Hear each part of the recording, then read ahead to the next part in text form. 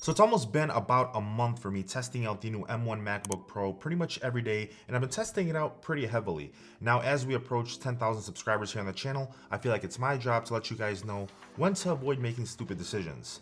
This is one of those times. This being the holidays, a lot of consumers will jump the gun when they see these deals on the older Intel-based models as Apple starts to phase them out, and many of you will be tempted to buy these laptops at those significant discounts. In this video, I'll cover why it will be a decision you'll live to regret, and also I'll cover my experience using the new M1 MacBook Pro daily over the last month. By now, I'm sure you've seen all the reviews and the headlines surrounding these monsters that Apple has created, and I promise you, if you just spend a few hundred extra dollars, you will set yourself up with one of the best financial decisions as far as tech goes for many years to come. The biggest decision you'll be faced with as a consumer is should you go with the new MacBook Pro or the new MacBook Air?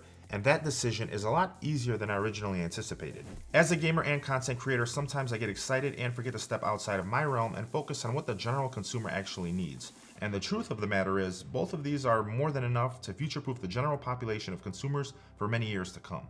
Now, the easiest way for you to think about the new M1 MacBook Pro is that it's pretty much a MacBook Air with a fan that has a slightly better display, a bigger battery, and louder speakers. When you run into heavy use on the Air at higher temperatures, it may start to throttle performance, whereas on the Pro, it could just kick the fan into gear and help sustain that performance for a lot longer. However, from a performance standpoint alone, there isn't too much of a difference between the two. For very few people, that extra $300 you spend will be worth it, and for others, it may just be a waste of money. I mean, if you're doing content creation and video editing, this thing is a beast, especially with the optimized version of software to go with the hardware such as Final Cut Pro, which I don't use myself, but I've seen plenty of impressive Geekbench tests that blew the much more expensive Apple models out of the water. I personally was super impressed being able to scrub through H.265 Sony a7S III footage on my Pro without any issues, while the laptop itself remained extremely quiet. Although when it came to rendering and exporting, the times it took weren't that impressive, for now at least. Now, I'm not going to bash other YouTubers, I'm not going to mention any names, but I've seen channels with millions of subs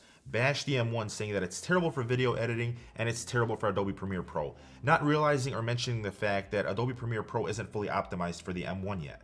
For the majority of us that know what we're talking about, we understand that Adobe doesn't have an optimized version of Premiere Pro for Apple Silicon just yet. Hopefully it will roll out at the beginning of next year or maybe sooner, we just don't know yet. But bashing the M1 and throwing information out there like that for consumers is misleading, especially with Adobe working on the fix for us video creators. Now, for me personally, I do all my editing, exporting, and rendering on my PCs because the export and render times are much faster than my Macs. Now, when the new 16-inch MacBook Pro model comes out, I feel like that's going to be an absolute game changer for us video creators, and I'm basing my theory off just how powerful these new M1 chips actually are. As for now, Rosetta 2 is translating the code from the Intel version so it could work on the M1, which in itself still works better than anyone expected. Recently, we saw the updated version of Lightroom for the M1, so hopefully Premiere Pro isn't too far behind. There's just so many technical details about how this M1 handles running these applications that provide us with an optimistic outlook on how much better and smoother everything will run once everything gets dialed in for Apple Silicon. Now, I did go ahead and run an export test with the M1 MacBook Pro, and I used my HomePod mini review as the test video for exporting, and that video had an insane amount of editing, color correction, transitions, animated text. I mean, I'm pretty sure this would have set my previous MacBook Pro on fire. And in my testing, this M1 did the export in just about 38 minutes, whereas on my PC with a 2080 Ti, it took roughly 18 minutes. Mind you, this is without an optimized version of Premiere Pro on the M1 MacBook, so I'm excited to see just how well it does when we do get that dedicated software to go with these new M1s. Battery life is absolutely insane, and that's coming from someone who's an absolute tech junkie and uses tech more than anyone he knows. Now, the first week that I got the M1 MacBook Pro, I wasn't doing any heavy editing or heavy workflow stuff, and the battery lasted me almost a week. A week, that's crazy. Apple did say the battery life would be double what you got on the Intel models, and the first thing that popped into my head was, yeah. Sure, this is just Apple giving us the typical Apple marketing that we've all grown accustomed to, until I watched YouTube videos for a 4-hour car ride, only to notice my battery life was still above 75% when I reached my destination. Now, there are some things that I don't like, first being you can't expand the RAM on these M1 models past 16 gigabytes, and you only have support for one external display. And then you only have 2 Thunderbolt ports for both the MacBook Air and the MacBook Pro, which on the MacBook Air may be acceptable, but I feel like on the MacBook Pro, it should definitely have 4 Thunderbolt ports instead of 2. Not to mention you can't use any external GPUs with these models like you are able to do with most Intel computers in this price range. The rest of the design looks strikingly similar to the previous MacBooks. You still get that same touch bar, which most people absolutely can't stand. For me, it's not as annoying. I don't mind it. What bothered me, I feel like the most, is Apple still giving us that disgusting 720p webcam. In a world where almost everyone is working from home and not really able to find webcams for decent prices due to the pandemic, we still get no upgrade on the webcam, even after complaining about the quality with the past 2 lineups of MacBook models. The speakers, however, sound absolutely fantastic on both models. So do the built-in microphones. You do, however, get studio-grade speakers with the MacBook Pro instead of the MacBook Air.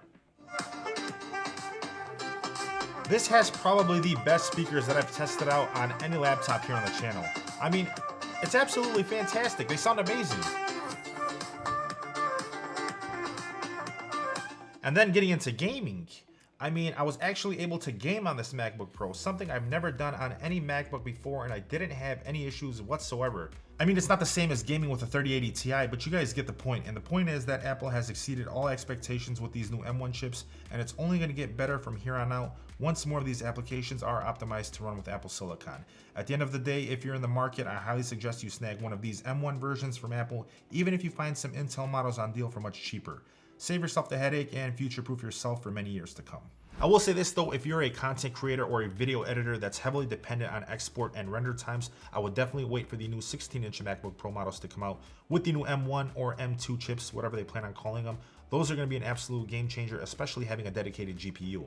Now, if you're part of the general public using this for school or work, I would definitely go for the M1 MacBook Air and save that extra $300. It's more than you'll ever need, and I'm saying that with confidence. I will make sure to leave these linked down below for you if you would like to go ahead and pick up any one of these models and support the channel at the same time with no extra cost to you. If you have any questions, comments, or concerns, whatever it is, make sure to go ahead and drop those down below in the comments section for me. Smash that like button if you enjoyed this video, subscribe if you haven't already. Thank you so much for watching. I'll see you guys in the next one. Peace.